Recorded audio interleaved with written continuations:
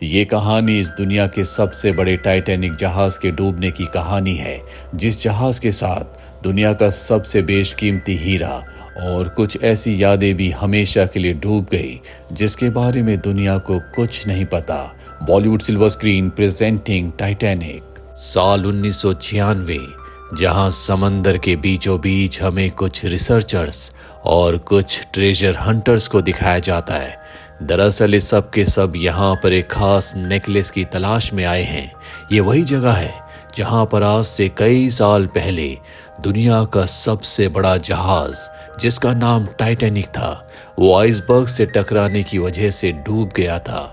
उस वक्त दुनिया के सभी अमीर लोग इसी जहाज में अमेरिका जा रहे थे और उन्हीं में से एक आदमी के पास दुनिया के सबसे बेशकीमती हीरे का नेकलेस था। और अब जो टीम यहाँ पर है वो उसी नेकलेस को पाना चाहती है। ये समंदर की गहराइयों में गोता लगाते हैं जहाँ पर इन्हें डूबा हुआ टाइटैनिक जहाज दिखता है। ये जहाज के अंदर जाते हैं और इन्हें वो सेफ मिल जाता है जिसके अंदर वो हीरा हो सकता है। वो सेफ को पाने के बाद ये बहुत खुश हो जाते हैं, पर जब ये सेफ को खोलते हैं तो उसके अंदर कोई हीरा नहीं होता, बल्कि कुछ स्केचेस होते हैं, जिसमें से एक स्केच एक लड़की का होता है। उस लड़की ने वही नेकलेस पहना हुआ है जिसकी तलाश यहाँ पर हर एक इंसान को है। स्केच के ऊपर डेट लिखी होती है 14 अप्रैल सन 1912। ये तारीख टाइटैनिक जहाज के डूबने से एक दिन पहले की तारीख होती है। इससे एक बात तो साबित हो जाती है कि वो बेशकीमती नेकलेस टाइटैनिक जहाज पर था और जिस लड़की का ये स्केच है उसने आखिरी बार इस नेकलेस को पहना होगा। अब जो भी चीजें इन्हें समंदर से मिल रही होती है, न्यूज रिपोर्टर्स उसे कवर कर रहे होते हैं। पूरी दुनिया उस लड़की के स्केच को देखती है जिसने नेकलेस पहना था, जिनमें एक बहुत बूढ़ी औरत भी होती है जिसका नाम है रोज डॉसन। वो उस स्केच को देखकर इमोशनल हो जाती है। इसके बाद वो उस ट्रेजर हंटर को कॉल करती और बताती है कि जिस लड़की के स्केच को तुमने पानी के नीचे समंदर की गहराइयों से निकाला है वो मैं ही हूँ। शुरू में वो उसकी बात पर विश्वास नहीं करता, पर जब रोज कहती है कि मुझे पता है कि तुम्हें उस बेशकीमती नेकलेस की तलाश है, तो वो समझ जाता है कि रोज को कुछ न कुछ नेकलेस के बारे में पता है। इसीलिए वो रोज को और उसकी ग्रैंड डॉटर को साइट पर बुलाता है, जहाँ पर 15 अप्रैल सन 1912 की रात को टाइटैनिक जहाज डूब गया था, जिसमें 1500 लोगों की मृत्यु हो गई थी। रोज के यहाँ पर आने के बाद उसे एक 3D वीडियो दिखाया जाता है जिसमें एक्सप्लेन किया होता है कि टाइटैनिक जहाज किस तरह से डूबा था। रोज उसे देखकर इमोशनल हो जाती है और बताती है कि ये बहुत ही दर्दनाक था। सब रोज की कहानी सुनना चाहते हैं और अब कहानी यहाँ से फ्लैशबैक में जाती है। जब रोज 17 साल की थी, वो अपनी मॉम और अपने बहुत ही अमीर फियांसे के साथ, जिसका नाम कार्ल होता है, साउथहैम्पटन से अमेरिका जा रही होती है। रोज बहुत ही सुंदर होती है, हालांकि उसके पास हर एक फैसिलिटी है। उसका फियांसे भी बहुत अमीर है, पर वो खुश नहीं होती क्योंकि वो अपने फियांसे कार्ल को पसंद नहीं करती। पर रोज की मॉम चाहती है कि वो कार्ल से शादी कर ले, ताकि उससे शादी करने के बाद इनकी फाइनेंशियल प्रॉब्लम हमेशा के लिए खत्म हो जाए। वहीं दूसरी तरफ हमें जैक और उसके फ्रेंड को दिखाया जाता है, जो पोर्ट के पास ही कुछ लोगों के साथ जुआ खेल रहे होते हैं और अब इन दोनों ही प्लेयर्स ने अपना सब कुछ लगा दिया। इसमें जैक के सामने जो दूसरा प्लेयर होता है, उसने जुए में इस बाजी में अपनी टाइटैनिक की टिकट भी लगा दी होती है और इस बाजी को जीत जाता है जैक, जिसके बाद वो अपने दोस्त के साथ भागता हुआ टाइटैनिक में चढ़ जाता है। ये दोनों बहुत खुश होते हैं क्योंकि ये दोनों अब अमेरिका जा रहे हैं। हालांकि इनकी जो टिकट होती है वो 3rd क्लास की है, पर इससे इन दोनों को कोई फर्क नहीं पड़ता क्योंकि ये दोनों हमेशा गरीबी में पले बड़े हैं। इनका इस दुनिया में कोई नहीं है और अब टाइटैनिक अपने सफर पर निकल पड़ता है। शिप का जो कैप्टन होता है वो बहुत ही एक्सपीरियंस्ड होता है। वो कहता है कि हमें शिप को पूरी रफ्तार से आगे बढ़ाना होगा ताकि हम जल्द से जल्द न्यूयॉर्क पहुंचकर एक नया कीर्तिमान बनाएं, और उनके ऑर्डर्स पर अब शिप को पूरी स्पीड से चलाया जाता है। शिप के जो फर्स्ट क्लास के पैसेंजर्स होते हैं उनकी ज़िंदगी बहुत ही रॉयल होती है, जिसमें रोज़ भी है। पर रोज़ इस ज़िंदगी से खुश नहीं होती। वो इस तरह की बनावटी ज़िंदगी नहीं जीना चाहती। वो मात्र 17 साल की है। उसने अपना बचपन तो खो दिया, पर अब वो अपनी आने वाली ज़िंदगी को जीना चाहती है। पर अपनी मॉम और फियोंसे काल की वजह से उसे इस बनावटी ज़िंदगी को जीना पड़ता है। पर अब उसके सब्र का पैमाना भर चुका है, इसीलिए उन लोगों का साथ छोड़कर भागते हुए शिप के डेक पर आ जाती है, जहां से वो कूदने वाली होती है कि जैक उसे देख लेता है। जैक कहता है कि ऐसा मत करना, अगर तुम कूदी तो मुझे भी तुम्हें बचाने के लिए कूदना पड़ेगा। पानी नीचे बहुत ठंडा है और मैं इतने ठंडे पानी में मरना नहीं चाहता। उसे वो मैनिपुलेट कर लेता है। रोज तय करती है कि अब वो शिप से नहीं कूदेगी, और जैक जब उसके पास उसका हाथ खींचने के लिए जाता है तो गलती से उसका पैर स्लिप हो जाता है। जैक किसी तरह से उसे डेक पर वापस ले आता है, और रोज की चिल्लाने की आवाज़ सुनकर वहां पर सिक्योरिटी और साथ ही उसका फियांसे काल भी आ जाता है। इन सबको ऐसा लगता है कि रोज के साथ जैक ज़बरदस्ती कर रहा है। वो रोज बताती है कि मैं यहाँ पर घूमने के लिए आई थी, गलती से मेरा पैर स्लिप हो गया। मिस्टर जैक डॉसन ने मेरी जान बचाई, वो इनाम के हकदार हैं। ये सुनने के बाद काल उसे डिनर पर इनवाइट करता है, जो कि अगली रात के लिए है। अगली सुबह हमें जैक को दिखाया जाता है कि जब वो डेक पर होता है, रोज उसके पास आती है और पूछती है कि तुम न्यूयॉर्क क्यों जा रहे हो। जैक बताता है कि मैं खाना बदोश की जिंदगी जीता हूँ, मुझे जहाँ भी जाने का मौका मिलता है मैं वहाँ चला जाता हूँ। उसकी बातें सुनकर रोज को बहुत अच्छा लगता है। हालांकि रोज के पास सब कुछ है, लेकिन वो उस पक्षी की तरह है जो कि पिंजरे में बंद रहता है। वो खुले आसमान को तो देख सकता है, पर उस आसमान में उड़ नहीं सकता। जबकि जैक की जिंदगी इससे बिल्कुल ऑपोजिट होती है। जैक के पास उसकी स्केच बुक भी है, जिसमें उसने बहुत अच्छे स्केचेस बनाए होते हैं। रोज उससे स्केचेस के बारे में पूछती है। वो बताता है कि अलग अलग देश जाकर मैंने ये अलग अलग लड़कियों के स्केचेस बनाए हैं। रोज उससे बहुत ज्यादा इम्प्रेस हो जाती है, और अब रात को जैक उनकी पार्टी में जाता है। हालांकि उसके पास अच्छे कपड़े भी नहीं थे, लेकिन फर्स्ट क्लास की एक लेडी जैक को अपने बेटे के कपड़े देती है, जिन्हें पहनकर जैक रोज और काल की पार्टी में जाता है। यहाँ पर सब बहुत अमीर लोग हैं। हालांकि वो अंदर से थोड़ा सा घबराया हुआ होता है, लेकिन ये वो अपने फेस पर नहीं आने देता। और जब इस सब के सब डिनर टेबल पर बैठते हैं तो काल उसका मजाक उड़ाता है। कहता है कि मिस्टर जैक थर्ड क्लास से आए हैं, इनका कोई बिजनेस नहीं है। पर जैक, जिसने जिंदगी को बहुत करीब से देखा है, वो कहता है कि ये सच है, मेरा कोई घर नहीं है, मैं खाना बदोश की जिंदगी जीता हूँ। जिंदगी मुझे जहाँ ले जाती है मैं वहाँ चला जाता हूँ। एक दिन पहले मैं एक पुल के नीचे सोया था, और आज दुनिया के सबसे बड़े शिप में सबसे अमीर लोगों के बीच में डिनर कर रहा हूँ। मैं जिंदगी के हर एक पल को जीता हूँ, हर एक पल को एंजॉय करता हूँ, इसी का नाम जिंदगी है। उसकी ये बात सुनकर सब बहुत इम्प्रेस हो जाते हैं, लेकिन काल को अंदर ही अंदर गुस्सा आ रहा होता है, क्योंकि वो जानता है कि कहीं ना कहीं रोज के दिल में जैक के लिए फीलिंग्स है। यहाँ पर जैक बहुत बोर हो रहा होता है। वो रोज से कहता है, क्या तुम असली पार्टी में जाना चाहोगी?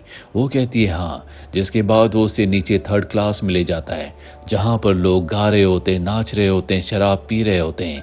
रोज भी उनके साथ डांस करती है, बहुत इंजॉय करती है, जबकि वो फर्स्ट क्लास में इस तरह का डांस, इस तरह का एंजॉयमेंट नहीं कर सकती। अब जब रोज वापस जाती है तो उसकी मॉम उस पर बहुत गुस्सा करती है और कहती है कि तुम्हें काल से शादी करनी पड़ेगी, हमारे पास तुम्हारे पिता के नाम के अलावा कुछ भी नहीं है, अगर तुमने काल से शादी नहीं की तो हम सड़क पर आ जाएंगे। उसकी मॉम की आंखों में आंसू आ जाते हैं, और रोज तय करती है कि वो अपनी मॉम के लिए काल से शादी करेगी, जैक से अब दोबारा नहीं मिलेगी। जैक पूरे शिप में रोज को ढूंढ रहा होता है, और जब रोज उसे मिल जाती है तो उससे बात करने की कोशिश करता है, पर रोज कहती है कि अब मैं तुमसे नहीं मिल सकती, जल्दी काल से मेरी शादी होने वाली है। जैक कहता है कि डेक पर मैं तुम्हारा इंतजार करूंगा। रोज कहती है कि मैं नहीं आऊंगी, पर फिर भी जैक उसका इंतजार करता है, और रोज उससे मिलने के लिए आती है, जहां पर इस शिप के सबसे आगे फ्रंट में खड़े होकर हवा को फील करते हैं। शिप की स्पीड इतनी ज्यादा होती है कि इन दोनों को ऐसा लग रहा होता है जैसे दोनों हवा में उड़ रहे हैं। रोज की जिंदगी में ये पल बहुत ही बेशकीमती होते हैं। इन दोनों को एक दूसरे से प्यार हो चुका है। रोज जैक से कहती है कि मैं चाहती हूँ कि तुम मेरा स्केच बनाओ जैसा कि तुमने दूसरी लड़कियों का बनाया था। इसके बाद रोज उसे अपने कमरे में लाती है और उस नेकलेस को पहन लेती है जो कि उसे काल ने दिया है। ये बेशकीमती नेकलेस है। जैक उसी नेकलेस में उसका स्केच बनाता है। स्केच बन जाने के बाद जैक उसमें तारीख डालता है 14 अप्रैल सन 1912। रोज उस नेकलेस को एक बॉक्स में रख देती है और जैक से कहती है कि इसे लॉकर में रख दो।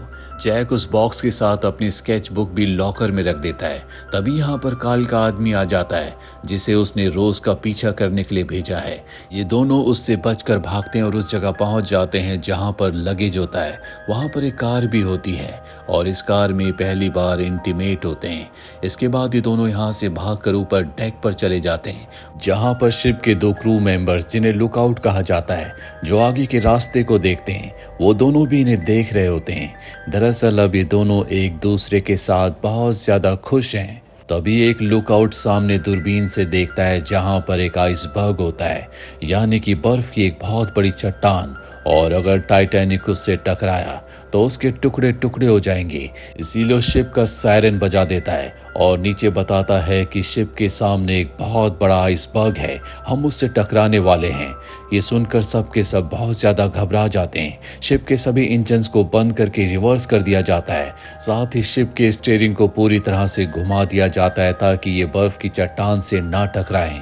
पर इतने बड़े शिप को घुमाना इतना आसान नहीं है, इसमें वक्त लगता है। और अब बड़ी रफ्तार से टाइटैनिक आगे बढ़ रहा होता है। उसके सामने आइसबर्ग है, पर इससे पहले कि वो आइसबर्ग से सीधा टकराता वो घूमना शुरू हो जाता है, लेकिन फिर भी उसकी साइड आइसबर्ग से टकरा जाती है, जिस वजह से शिप में पानी भरना शुरू हो जाता है। कैप्टन भी ये देखकर घबरा जाता है। यहाँ पर वो इंजीनियर भी होता है जिसने शिप को बनाया है। वो कहता है कि शिप को अब डूबने से कोई नहीं बचा सकता क्योंकि शिप के निचले हिस्से में पानी बहुत तेजी से भर रहा है। वही काल का आदमी उसे बता देता है कि रोज जैक के साथ है, जो सुनकर काल को बहुत गुस्सा आता है। जब वो अपने लॉकर को खोल कर देखता है तो उसमें काल की स्केच बुक होती है जिसमें उसने रोज के स्केच को बनाया है।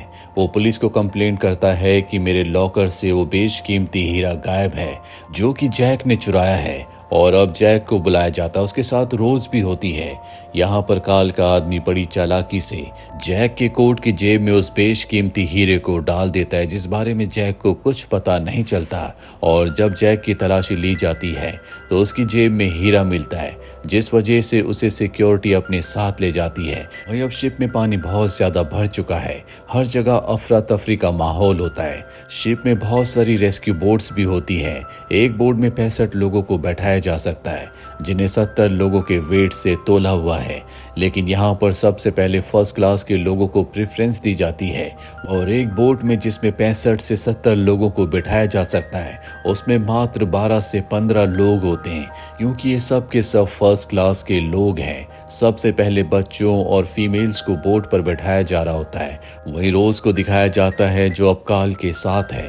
काल उसे अपने साथ रेस्क्यू बोट में यहाँ से निकालना चाहता है, पर रोज कहती है कि मैं तुमसे प्यार नहीं करती, मैं तुमसे शादी नहीं कर सकती, और वो उसके मुंह पर स्पिट करके वहां से भाग जाती है और शिप के निचले हिस्से में आती है जहां पर अब पानी भर रहा होता है। यहाँ पर जैक को हथकड़ियों से एक पोल से बांधा गया है। रोज उसके पास पहुंच जाती है। वो उसकी हथकड़ियां खोलना चाहती है लेकिन आसपास कहीं भी कीज नहीं होती। उसे एक कुल्हाड़ी दिखती है। वो उस कुल्हाड़ी से उसकी हथकड़ियों को काट देती है, जिसके बाद ये दोनों के दोनों शिप के ऊपरी हिस्से की तरफ भागना शुरू करते हैं, क्योंकि अब शिप के निचले हिस्से में पानी भर चुका है। शिप पीछे की तरफ से समंदर में डूब रहा है। ये दोनों भागते भागते ऊपर आ जाते हैं जहां पर काल भी नहीं मिलता है। काल रोज को कन्विंस कर लेता है कि वो लाइफ बोट में बैठ जाए। बाद में दूसरी बोट से वो जैक को अपने साथ लेकर आ जाएगा, जिसके बाद वो लाइफ बोट में बैठ जाती है और अब जैक उसे नीचे जाते हुए देखता है। जैक को पता है कि काल कभी उसे अपने साथ नहीं ले जाएगा। यह आखिरी बार है जब वो रोज को देख रहा है। वहीं काल जैक से कहता है कि मैं तुम्हें अपने साथ नहीं ले जाऊंगा, तुम इसी शिप के साथ डूब जाओगे, जबकि मैं पूरी जिंदगी रोज के साथ रहूंगा। पर इससे पहले कि रोज की लाइफ बोट नीचे पहुंचती, वो वापस शिप में कूद जाती है, क्योंकि उसे पता था कि काल कभी अपने वादे को पूरा नहीं करेगा। जबकि रोज और जैक ने एक दूसरे से वादा किया था कि जब टाइटैनिक शिप न्यूयॉर्क पहुंच जाएगा, ये दोनों वहां से भाग जाएंगे, पूरी जिंदगी एक दूसरे के साथ रहेंगे। उसी वादे को पूरा करने के लिए वो शिप में वापस आ गई और अब जैक भागता हुआ निचले हिस्से में जाता है जहां पर उसे रोज मिलती है। काल भी इनके पीछे आता है, वो इन पर गोलियां चलाता है, पर ये भागकर और भी नीचे चले जाते हैं। वहां पर पानी भरा हुआ होता है, इसलिए काल अब आगे नहीं जाता। वो जोर जोर से हंसने लगता है। उसका आदमी पूछता है क्या हुआ। काल बताता है कि मैंने वो बेशकीमती हीरा अपनी कोट की जेब में रख दिया था और वो कोट मैंने रोज को पहना दिया, यानी कि वो बेशकीमती हीरा इस वक्त उस कोट की जेब में है जो रोज ने पहना है। काल वापस ऊपर डेक पर आ जाता है जहां पर वो एक रोते हुए बच्चे को उठा लेता है और ऑफिसर से कहता है कि इस बच्चे का मेरे अलावा कोई नहीं, मुझे लाइफ बोट में जाने दो। ऑफिसर उन दोनों को लाइफ बोट में बैठा देता है। वहीं जैक और रोज को दिखाया जाता है जो अपनी जान पर खेल कर भागते हुए एक बार फिर से वापस ऊपर आ जाते हैं और अब टाइटैनिक शिप का पिछला भाग पूरी तरह से पानी में डूब चुका है। ये दोनों अब किसी तरह से टाइटैनिक के ऊपर हिस्से में आ जाते हैं। ये डेक का वही हिस्सा है जहां पर पहली बार ये दोनों एक दूसरे से मिले थे, जहां पर जैक ने रोज की जान बचाई थी। जैक रोज को समझाता है कि जैसे शिप डूबेगा तुम्हें बहुत गहरी सांस लेनी होगी और जल्दी से अपने हाथ पैर चलाकर पानी के ऊपर आना होगा। और देखते देखते पूरा का पूरा शिप पानी में डूब जाता है। हर तरफ लोग चिल्ला रहे होते हैं। रोज और जैक किसी तरह से पानी के ऊपर आ जाते हैं। जल्दी जैक रोज तक पहुंच जाता है और उसे एक लकड़ी के दरवाजे के ऊपर बैठा देता है।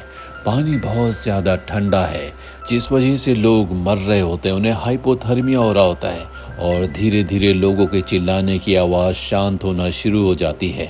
रोज जैक से कहती है कि सब कुछ शांत हो रहा है। जैक कहता है तुम सिर्फ मेरी बातें सुनो। जैक कहता है कि टाइटैनिक की टिकट मिलना मेरी जिंदगी का सबसे अच्छा पल था। उस टिकट की वजह से मैं तुमसे मिल पाया। तुम्हें मुझसे वादा करना होगा कि जिंदगी में कितनी भी मायूसी क्यों ना हो, तुम कभी हिम्मत नहीं हारोगी, हमेशा जिंदगी को खुश होकर जियोगी। तुम्हें यहाँ से किसी भी कीमत पर बचकर जाना होगा। रोज उससे वादा करती है, पर ठंड की वजह से धीरे धीरे इन दोनों की आंखें बंद होना शुरू हो जाती है। कुछ देर के बाद यहाँ पर हम एक रेस्क्यू बोट को देखते हैं जो चारों तरफ ऐसे लोगों को ढूंढ रहे होते हैं जो अब भी जिंदा हो, लेकिन हाइपोथर्मिया की वजह से यहाँ पर सभी लोग मारे जा चुके हैं। और तभी रोज की आंखें खुलती है, वो अब भी जिंदा है। जैक ने उसका हाथ पकड़ा हुआ है। वो जैक को उठाने की कोशिश करती है, पर अब इसका कोई फायदा नहीं, क्योंकि जैक की भी हाइपोथर्मिया की वजह से मृत्यु हो चुकी है। उसने जैक से वादा किया था कि वो कभी हिम्मत नहीं हारेगी, वो जिंदगी को अच्छे से जिएगी। इसीलिए वो जोर जोर से चिल्लाने की कोशिश करती है, पर ठंड की वजह से उसका गला बैठ गया होता है। तभी वो देखती है कि वहाँ पर एक आदमी के पास विसल है। वो उस विसल को बजाती है, जिससे रेस्क्यू टीम को पता चल जाता है कि वहाँ पर कोई सर्वाइवर है। वो रोज को अपने साथ बचाकर यहाँ से ले जाते हैं। समंदर के किनारे पर पहुंचकर वहाँ पर हर किसी का नाम पूछा जा रहा होता है। यहाँ पर रोज अपना नाम रोज डॉसन बताती है, जो असल में जैक का सरनेम है। साथ ही वो काल को भी देखती है, लेकिन वो अपना मुंह छुपा लेती है क्योंकि वो काल और अपनी मॉम के साथ अब नहीं रहना चाहती। वो अपनी कोट की जेब में हाथ डालती है, जिसमें अब भी वो बेशकीमती हीरा होता है जो काल ने उस कोट में डाला था और गलती से रोज को पहना दिया था। कहानी वापस प्रेजेंट में आती है, जहां बूढ़ी रोज ये कहानी सबको सुना रही है। उसकी ये कहानी सुनकर सब के सब बहुत इमोशनल हो जाते हैं। ट्रेजर हंटर तय करता है कि अब वो उस नेकलेस की तलाश नहीं करेगा। सब पूछते हैं कि काल का क्या हुआ। वो बताती है कि सन 2929 में शेयर मार्केट में जो बहुत बड़ा क्रैश आया था, उसके बाद काल ने अपनी जिंदगी का खात्मा कर लिया। रोज अब डेक पर अकेले वापस आती है। वो अपनी जेब से उसी नेकलेस को निकालती है जिसका नाम हार्ट ऑफ द ओशियन है, और उस हार्ट ऑफ द ओशियन को वो समंदर के उसी हिस्से में फेंक देती है जहां पर आज से कई साल पहले यानी कि 1912 में टाइटैनिक डूबा था। इसके बाद रोज अपने बेड पर आकर लेट जाती है और अपनी यादों में वो जैक को देखती है, साथ ही टाइटैनिक के उन सभी लोगों को जो टाइटैनिक के साथ डूब गए थे। दरअसल जैक की वजह से उसे जिंदगी के मायने पता चले, जैक की वजह से उसे प्यार का मतलब समझ में आया, जैक की वजह से उसने एक बहुत ही बेहतर जिंदगी जी। जैक के साथ उसने अपनी जिंदगी के वो बेशकीमती पल जिए थे जो उस हार्ट ऑफ द ओशियन से भी ज्यादा कीमती थे। इसीलिए आज से पहले कभी उसने उन पलों के बारे में, जैक के बारे में किसी को कुछ नहीं बताया था। अगर आपने ये मूवी पहले कहीं देखी है तो कमेंट बॉक्स में ज़रूर लिखें कि आपने ये मूवी कब और कहां देखी थी। उम्मीद करते हैं कि ये कहानी आपको पसंद आई होगी।